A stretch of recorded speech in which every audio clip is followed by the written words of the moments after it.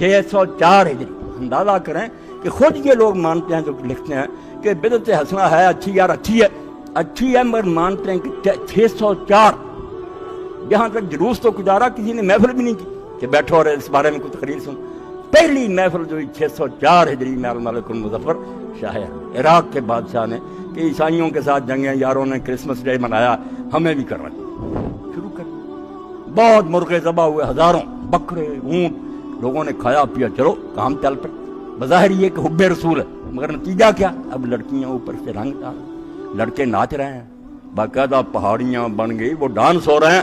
تو کیوں نہیں تم اتباع کرتے کہ رسول کے پیچھے پیچھے چلو. اور یہی بات حضرت مجدد الثانی رحمۃ اللہ علیہ کے مکتوبات لوگوں کو چاہیے کہ اس بارے میں پڑھیں اور وہ حصے چھاپنے چاہیے.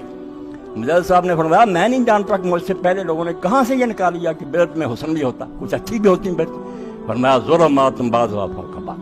آپ کو اگر وہ چمکتی بھی نظر آتی ہے وہ آپ کی نظر کا دھوکہ, وہ اندھیرے پر اندھیرے. اگر وہ اچھی بات ہوتی رسول اللہ بتا کر نہ جاتے, جب دین مکمل کیا تو اس وقت نہ داخل کر. یہ 604 میں بعد میں بادشاہ کو پتہ لگتا کہ میلاد بھی منانا چاہیے. اور حد یہ ہے کہ جس عالم سے پہلے یہ پڑھوایا اس نے ملک المظفر نے, محدث ابن دیہ, اس کا اب بھی موروث چھپا ہوا تنویر, وہ کہتا ہے 8 ربیع الاول کو آپ پیدا ہوئے. وہ تو تاریخ ہی نہیں آپ کے ساتھ میں, آپ 12 کو مناتے پھرتے ہیں, وہ 8 کہتا.